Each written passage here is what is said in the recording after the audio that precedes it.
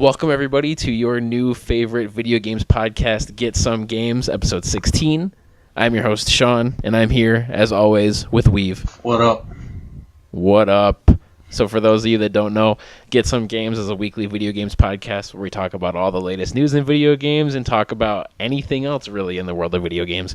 So if you like that idea, please subscribe to us right here on YouTube and all podcast services. Give us a follow on Twitter at @getsome_games, and please share us with your friends. Ben isn't here with us this week for reasons unknown, kinda. Dun, dun, So- dun. So just, if you miss Ben dearly like we do, please send him your thoughts and prayers. He's not really going through a tough time, but just do it anyway, because that's always nice. So yeah, what's up? Episode 16. Oh, some housekeeping really quick before we get into the news. The UFC 2 tournament that I talked about in last episode isn't going so well. We got 15 people to sign up for it. Of those 15 people, maybe 6 are really active. I won my fight, I won my first round fight. But there's just so many inactive people that the bracket is like, everyone pretty much is just advancing by default, and it's a double elimination bracket. So all the people in the losers bracket aren't even there. So it's just like it's probably a big bust for our very first tournament. But the future is bright because I officially started our first Rock Band 4 guitar tournament. So if you're a Rock Band fan, sign up for that. And this one is actually going really well. Within the first hour, we already got 30 people to sign up for it. Woo! And we are currently sitting at 47, I think. We're currently sitting at 46 or 47 participants. We have a stickied thread up at the top of the official Rock Band Reddit, which is actually really active, unlike the EA Sports UFC Reddit. People are really into it. That's taking place Monday, April 4th is the first day. So just go to getsomegames.challenge.com/rockband4 to sign up for that. And of course, if you remember, challenge is spelled with an O instead of an E in the middle, just because that's how they do it. So yeah, that one's going to be great. And it's not double elimination, so if you're inactive, you just lose. And because Rock Band doesn't have an online game mode, it's just purely based on scores, so both PlayStation 4 and Xbox One players can be in that. There's no console exclusivity.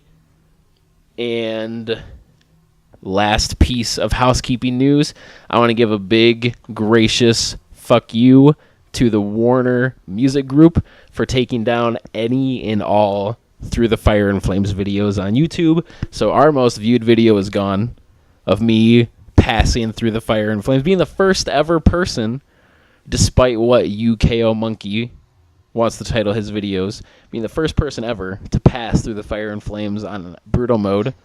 That's no longer in existence. So did I ever do it? I don't really know. But yeah, where's the fair use? It wasn't even monetized. It was monetized by the people that took it down. like I can't monetize it because I don't own the song, but they put ads on it, so they could get the ad revenue for it. It's a thing. Everyone knows it's a thing. The best part of this whole thing is that Dragon Force has since gotten a new drummer since their last album came out. And he put up a drum cover of himself covering Through the Fire and Flames. And they took that video down too. Because record labels are atrocious and artists can't even own their own songs anymore. So yeah, there's that. Just want to blow off some steam. Unless you have anything that you want to say about literally anything, we can jump into the news. No. So jumping into the news now, our first story is the Xbox free games with gold for April 2016. It's a very good month. So Games with Gold is split up where you get one free game for the first half and then another free game for the second half. And for Xbox One, the first game you get is The Wolf Among Us, which that actually goes through the whole month of April. And for Xbox 360, the first game you get is Dead Space. For Xbox One, the second free game you get is the incredible Sunset Overdrive. And for Xbox 360, the second game you get is Saints Row 4. So those are four pretty high caliber games. I mean, Dead Space is old, but still, it's an incredible game. It's very critically acclaimed, I should say, and beloved by you, Weave. Yep. Very, very much so. So, yeah, those are four really good games. I don't have much else to say other than they're great. They really blow PlayStation Plus's last quite a few months out of the water. And I doubt PlayStation Plus's April will stack up to this. But maybe they gotta quit with the indies. Yeah. That's about all they got. Unfortunately. Now, yes, very unfortunately. They have announced one game for PlayStation Plus in April, and it is another indie game. Another indie style game. Mm-hmm. Yep. But at least for the month of April, Microsoft would be killing it. Sunset Overdrive, come on, that alone is a great month. That you could give us only that game, and it'd be a great month. So the fact that you had The Wolf Among Us, Dead Space, and Saints Row 4, come on. Sticking with Xbox One news, Gears of War 4 story is setting up a new trilogy. And the devs from the Coalition, Microsoft's newest studio, discuss its new direction for the franchise. Let's see. GameSpot.com talked to the Coalition, and they said, they wanted to talk about moving forward, doing different things like that.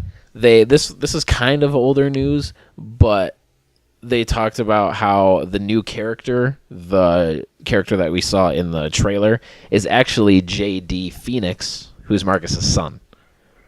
So that's pretty cool. I'm curious to see if it's Marcus and Anya's son, because they just say Marcus's son, but it looked like Marcus and Anya, or it didn't just look like, they're definitely a thing. So maybe it's both of their kid, maybe Marcus went with somebody else. But anyway, so the new main character is yet another Phoenix.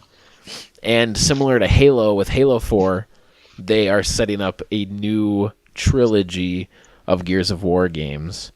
So I have a lot of thoughts on this. But Weave, are you into the idea of 3 more Gears of War games?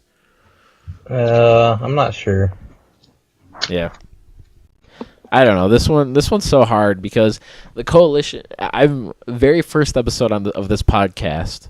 I am on record of saying that Gears of War is one of my top 5 favorite video game franchises of all time. So obviously, I would want more of it. Maybe not. Yeah, not so obviously. So maybe or maybe not. But Microsoft, when they announced the Xbox One, they talked about how they have a brand new AAA studio called Black Tusk, and they're working on a brand new IP, brand new game, maybe something new and fun and exciting. But then that game got canned. Wow. And Black Tusk becomes the Coalition, which is straight out of Gears of War, obviously. The Gears of War, the main group is the Coalition, the COGs. And now they're just pumping out more Gears of War games. We already have 4 of them. And Microsoft's haters, thing that they say, maybe not the most, but it's up there on the list, is that they just rehash old ideas. We just get Forza after Forza after Forza, Halo after Halo after Halo, and now there's going to be, by the time this is up, 8 Gears of War games. So they say it's going in a new direction, but from what we saw in the trailer, it doesn't look like it's going in that different of a direction. So this one's tough for me because Gears of War has always, bar none, has my favorite third-person shooting mechanics, like going from cover to cover and shooting, and everything in that series feels like perfect. It's how I would want my third-person games to play. even more so than Uncharted. Even though it's a third-person shooter, it still plays very, very differently. But I don't know, just the idea of 3 more, I feel like I would just be so sick and tired of Gears by then. But maybe not.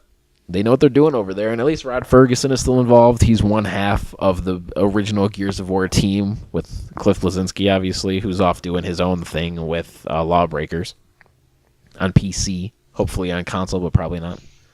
So Gears of War 4 is scheduled to launch in fall 2016, and a beta is coming in April, so people are going to know how it feels and plays by then. So when you hear that there's going to be a new Gears trilogy, you don't really get excited for it, even though you're kind of a fan of the Gears franchise.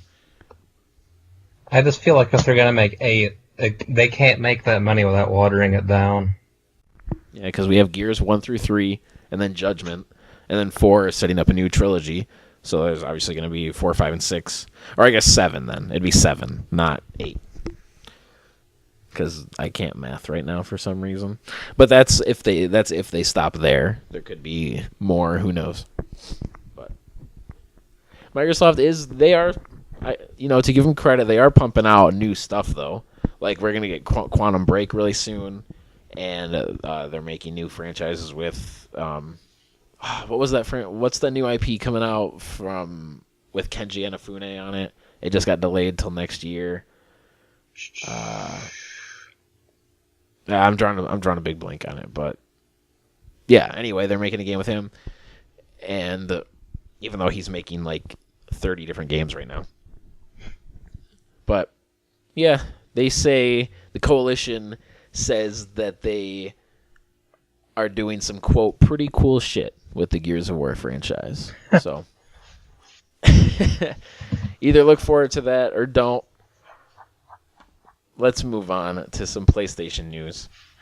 The PlayStation 4.5 is apparently real. Coming once again from GameSpot, reports that Sony is working on a more powerful PlayStation 4 are true, according to Digital Foundry. The publication states it has independently verified a report published on March 18th, which said the new version of the console will have an upgraded GPU. According to the site, Sony's R&D labs have prototyped the device, which, quote, more than one source, unquote, referred to as PlayStation 4K. It continues, however, to explain that although the hardware offers more graphics processing power, it is not enough to deliver a robust 4K gaming experience, which is a bunch of malarkey, if you ask me, because 4K gaming is totally a thing in 2016. 4K TVs, they're not mainstream yet, but they're definitely out there. I own one. I bought one just a couple months ago. And they're going to come out with a new PlayStation 4 and have it not even be a 4K thing, when the PlayStation 4 now can do 4K movies, but it can't do 4K, or 4K video. But anyway, it goes on to speculate on 3 viable upgrade paths for the PS4. The first involves making tweaks to existing off-the-shelf hardware to decrease the size of the console's microprocessor while increasing its power. This would leverage recent improvements AMD has made to its GPU and CPU technology. The second involves scaling up the existing PS4 chip and attaching some features that allow for select 4K features to be added on. And the final option is a slimmer PS4 that has been giving minor boosts to functionality. So every console since the PS1, so every PlayStation console between handhelds and home consoles have had a slim version. So this isn't entirely new or out of the question, but it's pretty early considering the PS4 has only been out for 2.5 years. And I just bought mine last week. Yeah, I was going to say, Weave officially owns a PS4 now, and he just bought it last week. Literally, like 5 days later, this was like rumored news. Yeah. So that's got to feel like kind of a shot in the face. Technology is just different now. Like, Apple puts out a $700 phone every year, and so does, Samsung and those major companies. But Sony talked about like that 10-year plan with the PS4, and especially considering how long the last console cycle lasted, they have to know that people went into this console cycle expecting that their PS4 was going to last them for a long, long time. So I don't. And if it's more powerful, what is it? Do developers then have to make like their version of the game and then scale it down to work on every PS4? So is there going to be like an ultra version and then a not ultra version? Like, there's just so many questions, and I don't know, I think this is a bad idea. I want 4K gaming. This is so bad, but it's like, if it's not going to do that, I don't know, then why bother? Like, and I don't want to have to buy another machine, considering PSVR is coming out this year, which we'll talk about in a little bit, and the NX is coming out this year, most likely. Like, PlayStation 4.5 comes out next year, the year after. I don't know. Just too much good stuff, not enough money to go around. Would you feel kind of, I don't want to use the word betrayed because that sounds I would. Okay. So you would feel kind of betrayed, like if Sony put out another what if, since it has higher processing power, what if it's kind of like a new Nintendo 3DS kind of thing where the new games just only work on the new console? I don't like it. Like, because the new Nintendo 3DS, like the Xenoblade, right? Yeah. Xenoblade only works on the new Nintendo 3DS. So they've only like, made like 3 games for that, I think, though. Yeah. If that. Well, and the Super Nintendo Virtual Console is only available on that. Yeah. Yeah. I still think they're lying. You think they're lying? Yeah. What you think, like it? Because they already came out, right? A lot of the Super Nintendo Virtual Console games. Oh, you mean they're lying? Like it can't work on the old Nintendo 3DS? Yeah. Oh, okay, yeah, 100%. They could work on the old 3DS. Like, I wouldn't say they're straight up lying because I don't know if they ever specifically said they just can't work. 100% those Super Nintendo games could run on the original 3DS. But I don't know. I don't like this idea. I think they will anger a lot of people. But then at the same time, in the current day and age, a new piece of hardware coming kind of soon after the original is not completely out of the question. So, and is it more expensive? Like, do they hit you with that? Like, do they put it up at like the $400 price point? Or do they phase out the old PlayStation 4 and only sell the new one? I don't know. At first, I didn't really believe this, but it makes sense, and more than one source is saying that it's confirmed. So, from internal sources. So. Yeah. So we have that to worry about now. But I'm not going to worry about it. If it does 4K, I'm in. Because I bought this massive and massively expensive Sony 4K TV, and I've yet to ever watch anything in 4K on it, and I want to really bad. So if I could play a video game in 4K. All right, moving on to some more PlayStation news. Sony closes Drive Club and MotorStorm developer Evolution Studios. This is kind of a shocker, to be honest. Like, Drive Club obviously had the probably most horrific launch in PlayStation history, with it getting delayed a year, essentially, and it just being launched completely broken.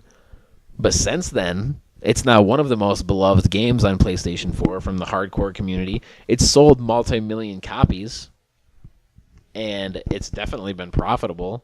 I would assume so, I guess. It took them years and years to develop it, but it sold millions and millions of copies. People love it. People now say it's like a fantastic game. Obviously, when it launched, you couldn't tell if it was a fantastic game because it was broken. But now that it works and they've added update after update after update after update, it's like an incredible game now. So the gameplay I've seen. Go ahead. No, go for it. I was gonna say the gameplay I've seen recently, the rain looks photorealistic almost. Yeah, and like when you're driving through, and if you're playing in first-person mode, like just first-person mode, like having the rain hit the windshield and how your windshield wipers like hit the rain and everything, like. Just graphically, it's like probably the second or third best game graphically I've ever seen. And there better be an update for PSVR on that. Yeah, that I'm not sure. They might have said something about it. I don't know. I don't play Drive Club. I don't really like sim racers that much, so I don't really follow Drive Club. I do. But, yeah. But they're making Gran Turismo Sport, which is going to be a PlayStation VR game. But Drive Club also seems like it would be perfect for it. But since Evolution is getting closed, that might, even if they were working on it, they might never be a thing now. But Sony owns the IP, so they could, push it off to any other developer. But yeah, I agree. A racing game in PSVR would just be fantastic. But yeah, so I thought Evolution might have, they might have another shot at it. They might make a Drive Club 2. They might go back to MotorStorm. They might make something completely different. It's been so long, it seemed like they had gotten out of the rough patch. But for one reason or another, Sony just decided that this is going to be it. And they're going to shut them down. But it's not all bad, because a lot of the developers from the team seem to be still sticking together and maybe making their own indie studio or something like that. So that would be nice. And I'm sure we can look forward to a Kickstarter project from them in the future, because that's what everybody does now.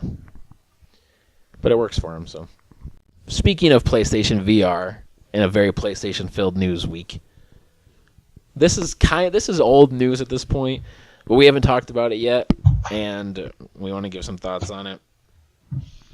PlayStation VR, the price, the release date, or at least the window, and a bunch of other stuff have been officially announced. GDC 2016.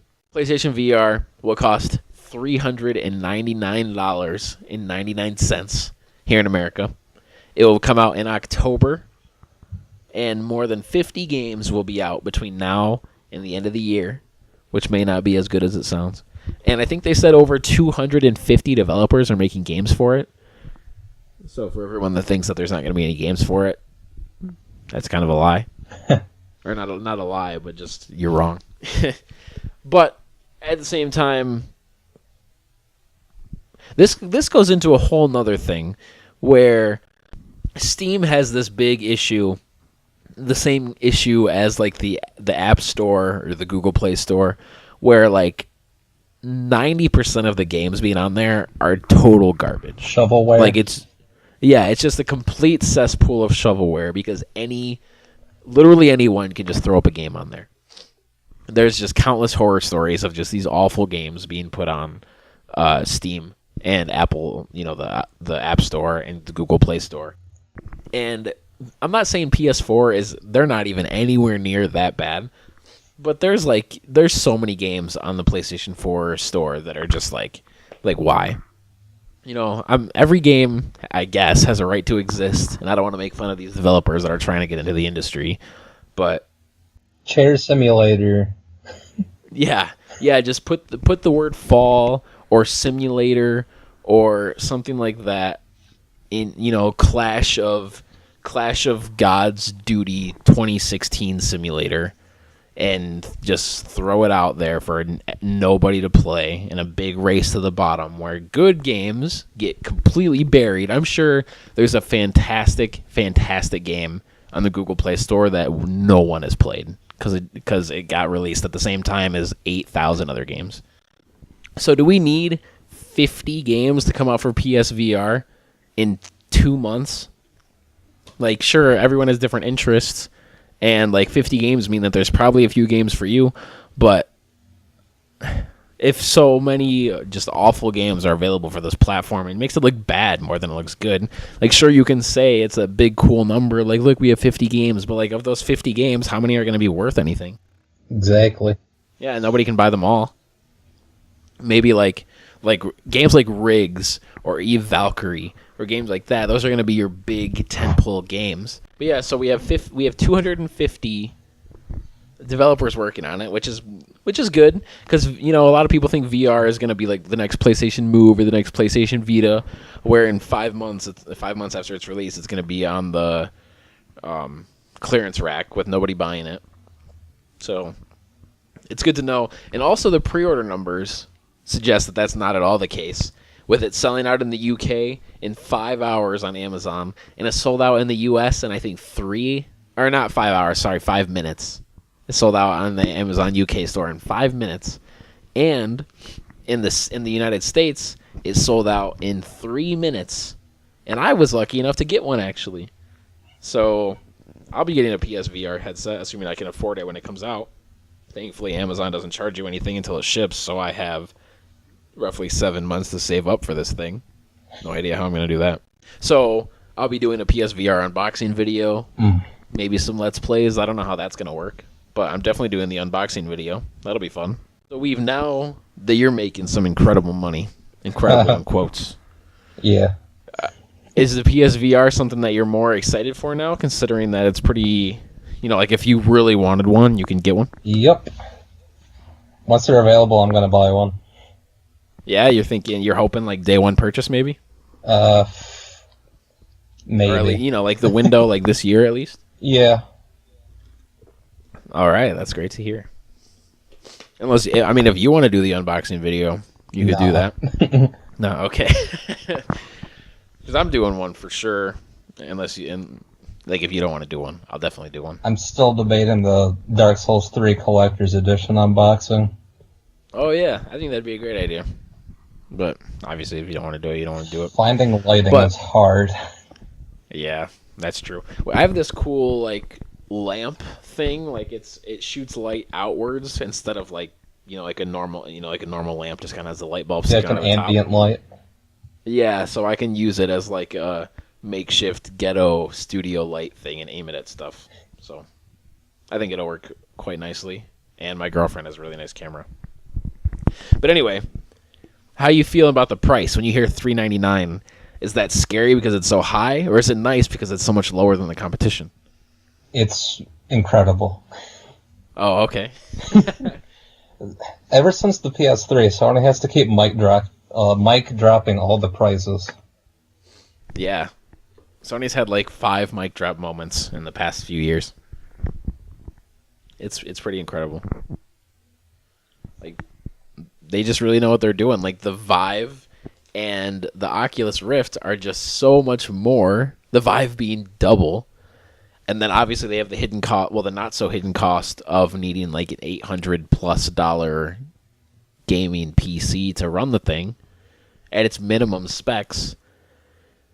Whereas the PlayStation VR, of course, has the hidden cost of the camera. It's strange and not strange at the same time that it doesn't come with a PlayStation Eye or a PlayStation camera, because it requires one. So that's going to be weird, for your GameStop employee to explain, like, okay, it's $400, but it literally doesn't work unless you buy this other $60 thing. So that kind of sucks. But at the same time, Shuhei Yoshida was interviewed by Kinda Funny Games, the incredible folks over there, and he said that a lot of people own the PlayStation camera already. So and I'm sure it's like the hardest of the hardcore PlayStation fans, the same fans that are buying PlayStation VR. So let's say PlayStation VR was $450 instead of $400 because they had to box in the camera, that'd kind of suck if you already owned a camera. So it makes sense. I get it. It doesn't come with a PlayStation Move controller either, but that's not required at all. But I was able to pre-order the bundle. So for $500, I got the camera, the headset, 2 Move controllers, the PlayStation VR Worlds game. So I think I got a pretty good deal out of it. $500 is, I think it's a still good price. Cheaper than the Oculus Rift. Yep.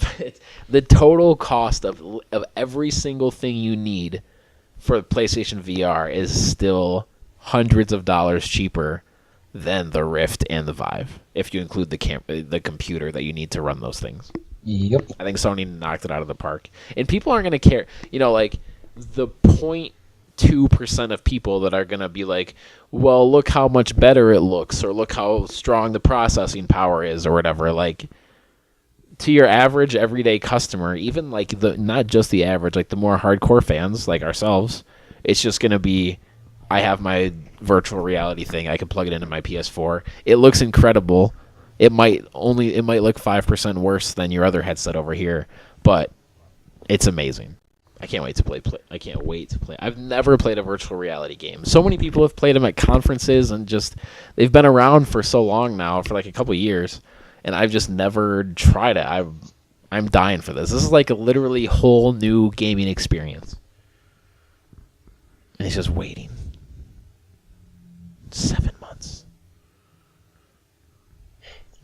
Is there an official date? No. It's just October. And of course, to be safe, Amazon has October 31st on there. And my shipping receipt says it'll show up between November 4th and 6th. That's also just to be safe, because usually 99 times out of 100, when you pre-order something on Amazon, you get it the day it comes out. But I don't have Prime anymore, so I don't know how that works. Because apparently I have enough money to buy PSVR, but I don't have enough money to pay for Prime.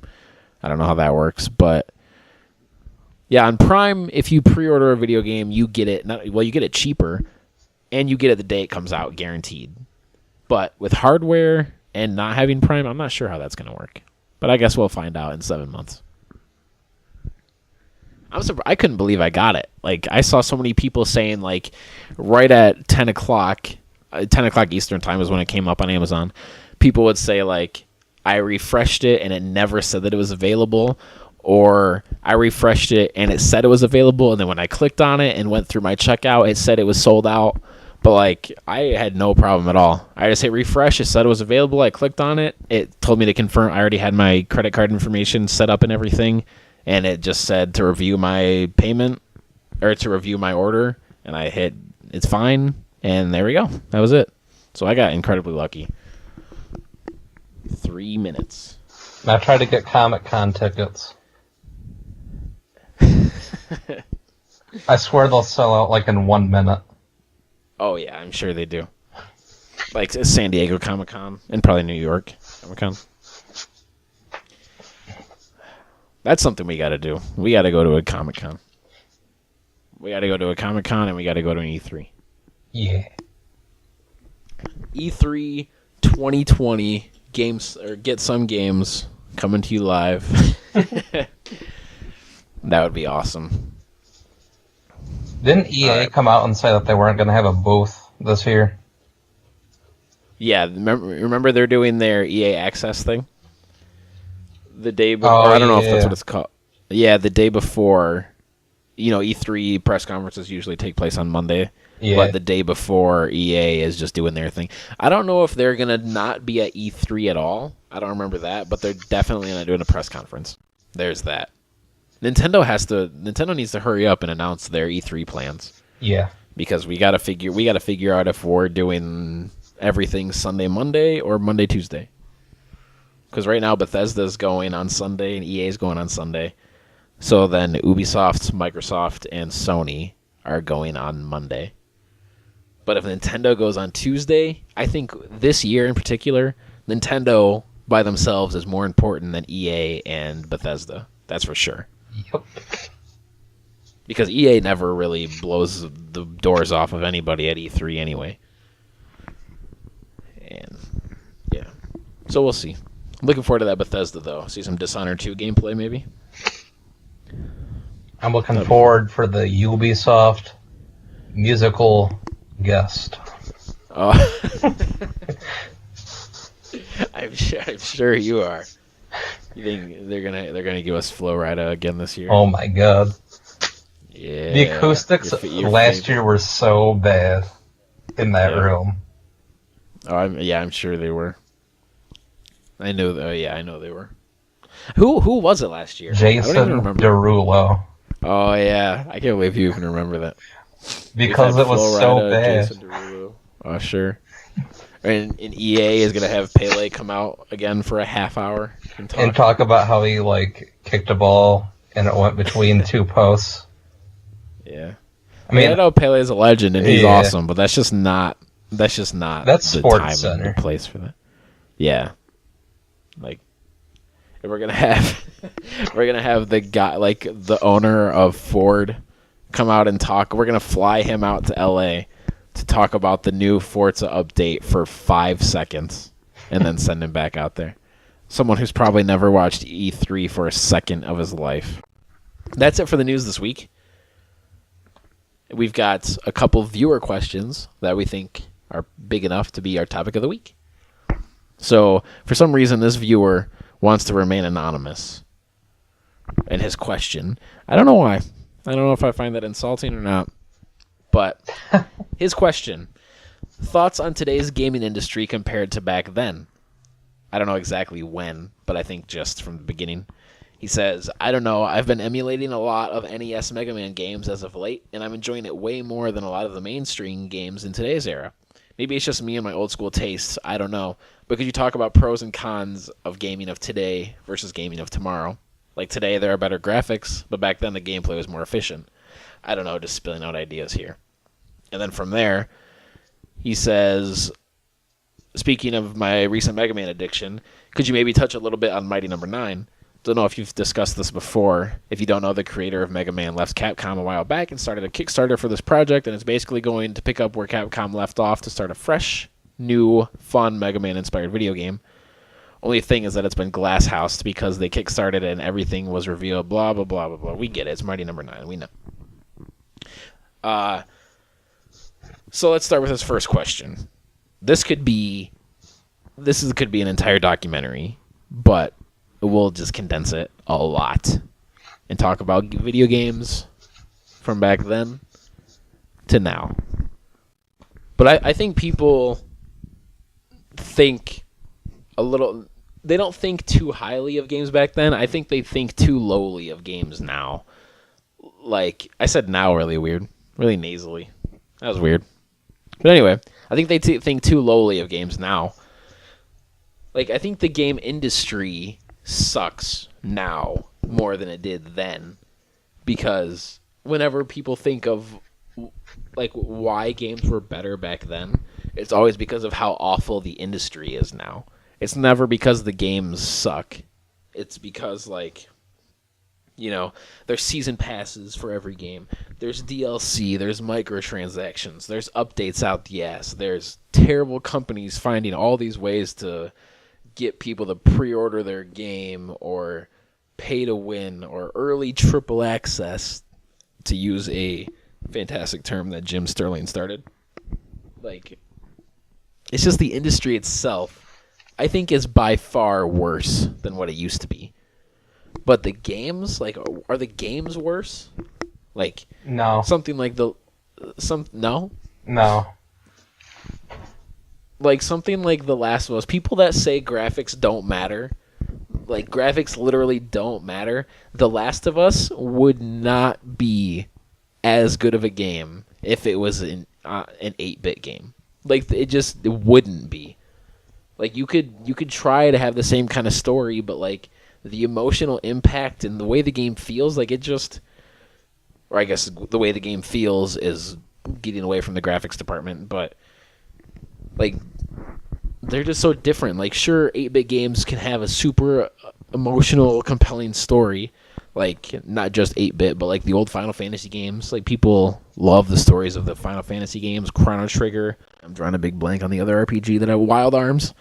Games like that, and, you know, Earthbound, countless other classic games with incredible stories. But like something like The Last of Us or Spec Ops: The Line or BioShock, games like that, they graphically, they just help draw you in so much more. It's way easier to like have that emotion, and with the voice acting and the music now, like I'm not saying that makes them better, but It's easier to connect to.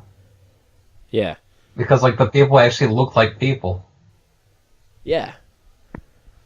Like, would Joel and Ellie be as iconic if they were just 8-bit pixels? No. No. Like, the whole crazy beginning part of that game in 8-bit sounds not as impactful as it was.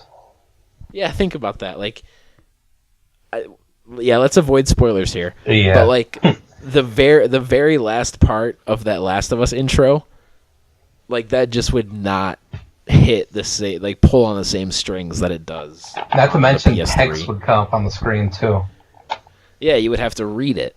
Like, you would have to read Joel's reactions, and you wouldn't get that, like, that gasping for air, heavy breathing kind of thing that you have. And, like, it's just, in this aspect at least, I think when people focus on gameplay, whatever they think that is supposed to mean, they say, like, that was better back in the day, like Mega Man or Mario. And they say, I don't know, I hear the same argument so much where it's graphics over gameplay these days, and I don't, like, there's no merit to that argument, I don't think. Like, is The Last of Us any less of a game than Mega Man? Or is Telltale's The Walking Dead, is that less of a video game than Mario? I don't think so. Like, why isn't that a video game? So, or all these walking simulators that are coming out these days, like Firewatch or Gone Home. I don't like the term walking simulator, but that's pretty much what they've officially been deemed. Technically, PT was a walking simulator. Yeah, yeah, and that game is fantastic. That's just as much of a game as anything else. Like, what is it? Because you don't like? There's no fighting. There's no game over sequence. There's no. It's literally just you walking Yeah, and running for like a short burst. yeah. You can run a little while the screen is all Red. like, yeah, red and dizzying and all that good stuff. You can run for a little bit. When I think of the cons of gaming in the past, I can't really think of any aside from what we just talked about. Like, it's harder to get an emotional feeling towards the characters, even though it wasn't impossible. Like, there's games from back then that people are crazy emotionally attached to. So can you think of really any cons from games back in the day? It had to tie to the internet not being around. Yeah. Because back then you had to actually subscribe to magazines Yeah, that's true. in word of mouth everything, or just below $50 on a game that you know nothing about. Yeah, you buy some terrible games back then, and then that's just what you're stuck with. Especially with us being kids back then, where, like, if we bought a $50 game, that was it for a long time. It's cool that the games back then, when you bought it, that was it. But at the same time, you couldn't really expand upon it unless you bought the next version of the game. Yeah. But today, it's also annoying because you feel like you're missing out if you don't buy the download stuff. Yeah, all these things that people say are bad are inherently good. Like, updates are amazing. They completely changed video games. You can fix a broken game. You can change something. Like, with how complex games are now, there's literally no way that developers can replicate every single situation to happen. So if somebody says, like, hey, this is messed up, they can just fix it instantly. So the idea of an update is, like, inherently an amazing idea, but of course major publishers ruin the idea by putting out a half-broken game and then just hoping to update it with a day one patch or update it down the line or never update it at all because it didn't sell enough for them to care. So, same with DLC. I remember when DLC first started coming out. It was so awesome. I think we've talked about this before, but the first DLC I can ever remember buying was either a Gears of War or a Guitar Hero 3 track pack or a Gears of War 2 map pack. And Gears of War 2 is probably it's either my first or second most played game online ever. And just with me loving it so much and playing with my friends every night, to see that there's going to be more maps and more game modes, that's like the best thing ever. That's such a good idea. But now, of course, as everyone knows, DLC is just completely ruining so many games like Star Wars Battlefront. Or Asura's Wrath. Yeah, or I mean, Azura's that's Wrath. old news, but yeah. Yeah, but it's still a good example. Yeah. Because they saw that you can put out half a game, quote unquote half a game, whatever your definition of a game is, and then sell the rest of the game for $50, like with Battlefront's season pass. Like, so DLC inherently is a good idea, but you know, AAA publishers can always can and always will find a way to make money out of it. That's why they're big businesses, because they're good at making money. That's what they do. And what else? Oh, microtransactions. Like, I hate those. Yeah, those are way, way harder to make a case for. But microtransactions, I guess, went from a not so bad idea to a terrible, terrible idea. Like, hey, if you want to give us $1 for this extra outfit, that's cool. But then that went from, give us $10 and we'll give you this gun that makes you better than everybody else. So then everybody feels like they have to buy this gun, and it's just, yeah, I definitely think the industry, I think the games are better, but the industry is worse. And to to give more of a case for gaming now, we still have the technology to make games that play like the games from back then. Like Shovel Knight is a game that can come out in 2016, but Uncharted 4 isn't a game that could have come out in 1989. No. So in 2016, we can have the best of both worlds. Because Shovel Knight, I think if Shovel Knight came out in 1990, it would still have been looked at as one of the golden games of its era. Like, I think it's that good. Where if it came out in 1990, into 2016, we'd be going back to like Mario, Mega Man, Metroid, and Shovel Knight. I think it's that good to be up there. But, like Uncharted couldn't have come out in 1990. And then for us to be talking about it in 2016, that doesn't make sense. So... And the PS4 launched with Resogun, which was basically an HD version of Defender. Yeah, exactly. And the Resogun is still my probably most fun game on PS4. Said that a million times. I'm going to keep beating that drum. Maybe. Most fun, like, new game. Like, of course, Rock Band. Like, I'm a sucker for Rock Band and all that stuff. But I love Resogun so much. Alien Nation. Ooh, Alien Nation has a release date. We haven't talked about that. I think it's coming out April 21st, I want to say. I don't feel like pulling up the story because I'm a lazy unprofessional. But I wish Ben was here to help us with this topic because he seems to, especially like the PS2, Xbox era, he seems to be really into that a lot more than what's going on now. We're getting a new Ratchet and Clank reboot. That's a little bit newer than what we were talking about, with the PlayStation 2 era.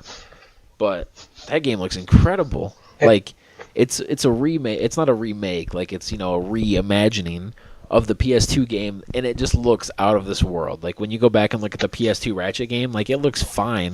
But if you compare it to this game, like, it's just not even a competition, obviously. But then the gameplay is also going to be better.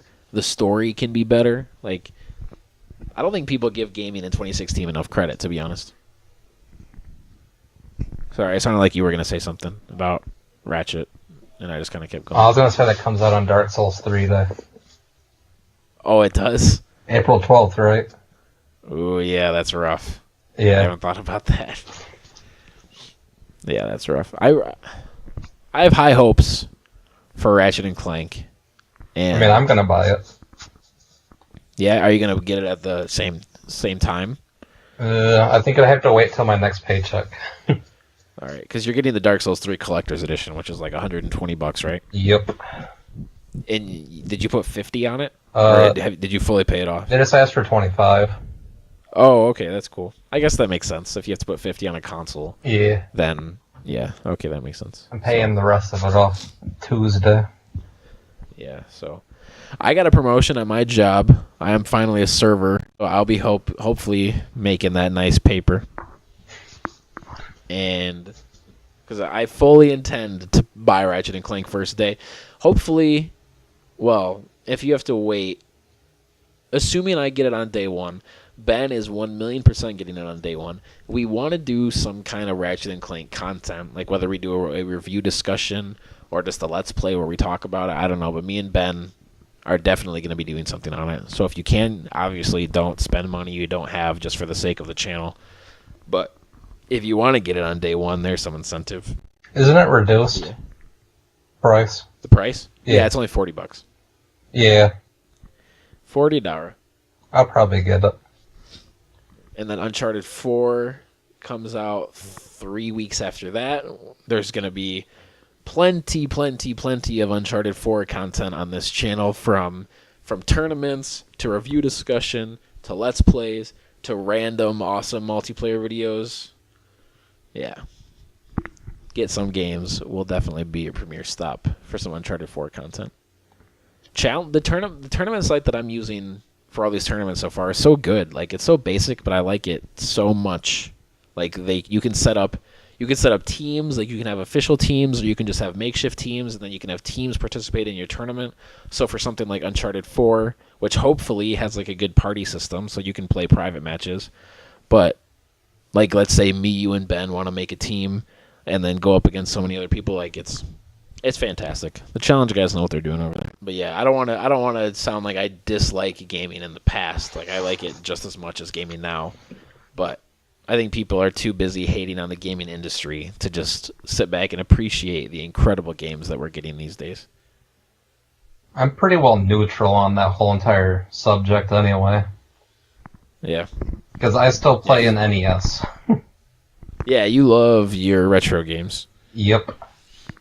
And there is obviously nothing wrong with that. I love it too. I got back into my Wii U finally after months of me not turning it on. I finally jumped back into my Wii U. I finally beat Donkey Kong Country Tropical Freeze. Amazing game. Just absolutely amazing game. And I'm getting back trying to beat Super Mario 3D World. I know those are obviously not retro games, but... My depth perception sucks in that game. Yeah, 3D Mario games are so hard to play. It's the isometric view that screws with me. Yeah. Yeah. Yeah, like I have so many deaths where... Like, it's fun, and it definitely doesn't ruin it. I still love it, but...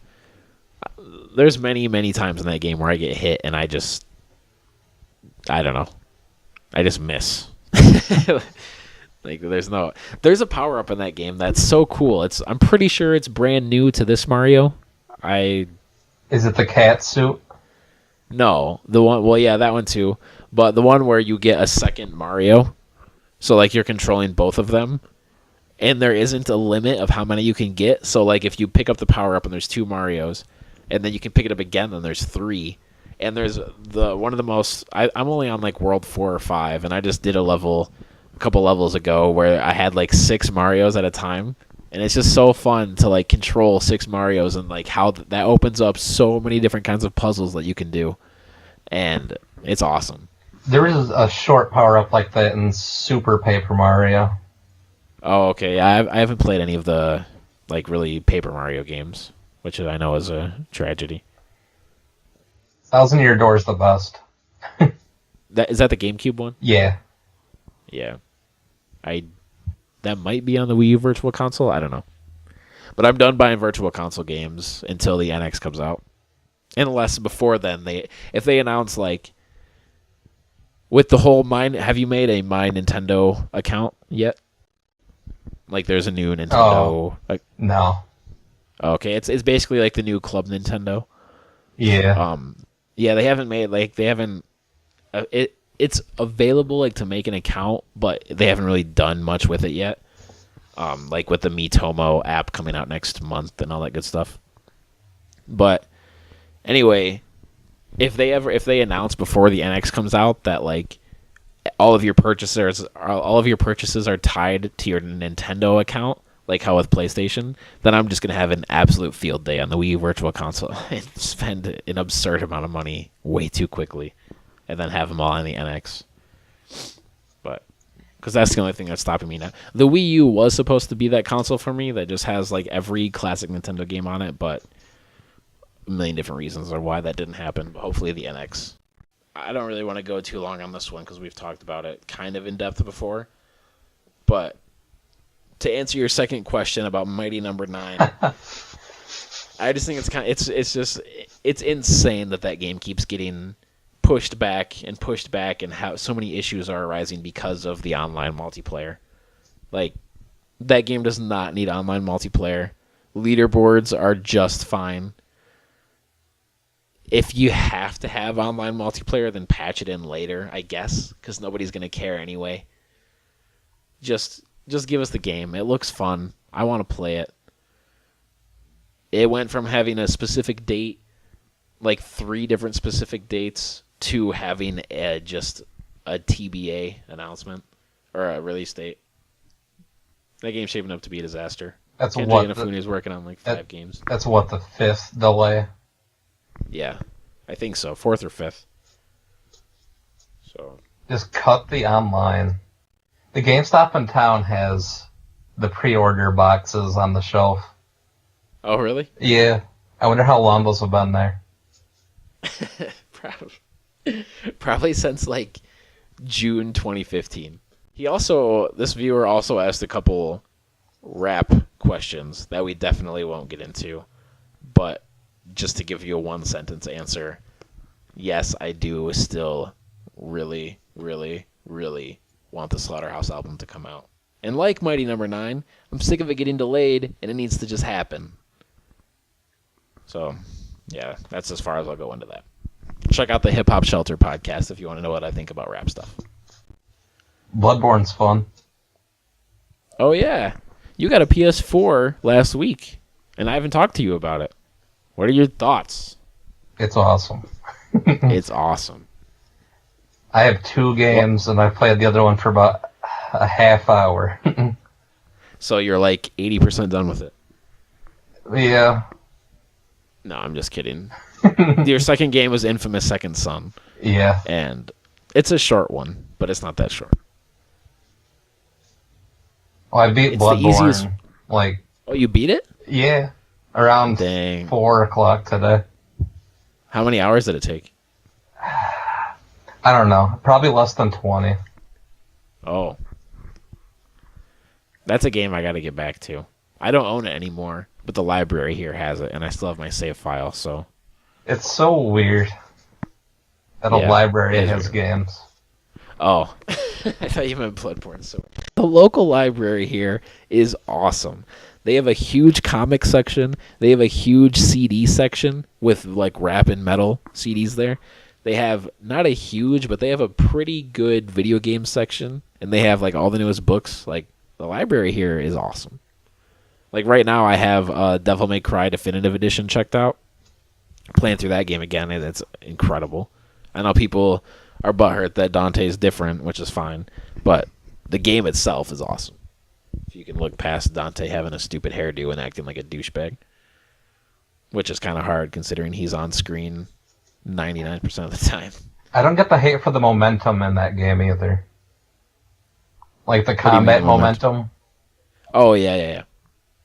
Yeah, I think all the gameplay mechanics are awesome. Like, the combo, you know, like you get a letter grade while you're comboing and stuff. Like, sure, that's kind of, like, that's more generous than the older games, but Yeah, because I actually It's got a just AAA once in that. yeah. You mean a triple S? There you go. Yeah. Which I think it goes from Savage to Spectacular to... Yeah, like, the game is so much fun. Like, everything outside of Dante's attitude is, like, spectacular. I love that game. Screw the haters. Oh, the original Dante voice actor and Virgil voice actor tweeted a picture of them standing in mocap suits. So, yeah. Little teaser there. If they do make an old, like a new old Devil May Cry, I hope it's not Devil May Cry 5. Because it's been too long and I haven't played them. Which is a big tragedy. So, I don't know if I want a full reboot, but I don't know. Just something... It just needs to be the title with a subtitle. No number. Yeah, like we don't have to completely restart, but make it a good entry point for new fans. Like Reborn or something. Yeah. Not stereotypical like that, but Actually put more than 5 seconds of thought into it. yeah. Yeah, but like, I don't think, as much as I love DMC, I don't think we need a DMC 2. Even though DMC 2 No. DMC 1 ended on a cliffhanger. So I guess that would kind of suck. But how many people really care about that game's story? I didn't even remember it ended on a cliffhanger. Yeah, exactly. Yeah, it ended with Virgil, like, yeah, it's a whole thing. But Yamato. I'm worried that third-person action games are going more towards the Dark Souls direction because of how massive that game is, and they're going away all right. from the Ninja Gaiden. But do you want all of them to be like No. that though? Yeah, like that Neo game, that Team Ninja game that's basically just Dark Souls that has like a Ninja Gaiden skin on it, kind of. Like, it looks fun, but I don't know. You're not gonna out Dark Souls, so don't try. Like, and every time that you do, people are just gonna say like, "Oh, this is another Dark Souls game." That's not actually Dark Souls. So, I don't know. I guess it's fine if a bunch of those games come out. I don't want to abandon the Ninja Gaiden, Devil May Cry, God of War style games because that's like my first or second favorite game genre, and I could play 3 of those a year. Like it's so much fun. It's so much fun. Like I've beaten Ninja Gaiden 2 like 7 times, and Ninja Gaiden Black countless times. God of War 1, 2, and 3. Well, I've only beaten God of War 2 once, but God of War 1 and 3 just like. I've only played the original Ninja Gaiden. Like on NES. Like you haven't played any of the third-person action Ninja Gaiden games? No. Oh my god, they are so good. They're so good. For whatever reason, I have like 4 original Xbox games. So like you could you could definitely get them like because you have no issue playing old games. No. And even then these games completely stack like they definitely have longevity to them. Ninja Gaiden 1 and 2. Like you could get them on Xbox or PS3. They're incredibly hard as you know. Yep. But, oh man, they're so good. Flaming Toast is a good website. I can't believe I didn't think ever to get a Deathbat decal. When you said that's the decal you got, I like face palmed myself. Like, are you serious? I've gone almost 2.5 years and I never thought of that. That's the one I have on right now. I just got my last name and that's it. I have Which is cool. somehow I ended up ordering 2 of the same one with my last name on it. Oh, that's weird. So you got 2 of your last name and then 1 Deathbat? Yeah. Are they still only like $4 a piece? I got all of them for about that. Do they still bundle a Batman one in there for free? I didn't get one. Oh, yeah, I got a when they first started, I ordered mine like just within the first few weeks of them even doing it, and they gave everyone a Batman symbol for free. Huh. But I have no idea where that went. I remember putting it away, so I own it somewhere. Maybe I've moved since then, so I don't know. But I don't really care for Batman, so. But now I can't copy you. I can't get a Deathbat now because you have it. So, oh well, I'll stick with my last name. I never even see that part of my controller anyway. And neither does anybody else, because no one ever comes and plays video games with me. Aw. That's why online gaming is a must. I basically got it so there's not like a weird ambient blue light by my hands. Yeah. Because Yeah, I so a lot sit of people. pretty slouched. Yeah. Yeah. Oh, yeah. When the PS4 came out, the light bar was like just the biggest controversy. People absolutely loathe that thing, but then they discovered that they could just put a piece of electrical tape over it. And The reflection on the screen is the worst thing. Yeah, that's an issue I've never had. Like, for some reason, like, I don't know if the TV is just, like, at the exact perfect place for me, but I've never once had an issue with the reflection on the screen, but I definitely can see how that would be a big issue. I've just gotten really lucky in that department. Luckily, I sit low enough to where it's out of the screen's reflection anyway. Yeah. But yeah, the decal being over it, like, it helps a lot. And Yeah. it's better than just having electrical tape there. Speaking of that, Rock Band 4, if you have the DualShock 4 on, it's a cool idea, like in thought.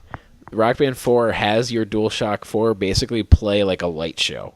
Like it flashes, it goes with the beat, a bunch of different colors. Like it's really cool, but it's incredibly distracting. So like if I'm playing guitar and my girlfriend's singing, obviously if you're singing you need the controller on. I like force her to like bury the controller in the couch so I can't see the light flashing out of the corner of my eye. But some people embrace it, and I've seen pictures on Imager of people like lining their entertainment center with the controllers facing outwards, so it's like a light show in front of the TV. So if it doesn't distract you, that's pretty cool. All right, it sounds like that's our show for this week. Speaking of Rock Band 4, please remember, if you're interested, to check out the Rock Band 4 Get Some Games tournament that we have on challenge.com. Please follow us on Twitter at @getsome_games. I've been streaming a lot on Twitch. I'm planning on doing like a long multi-hour Rock Band 4 live stream just because. So if you're interested in Twitch, check us out on twitch.tv/getsomevideogames.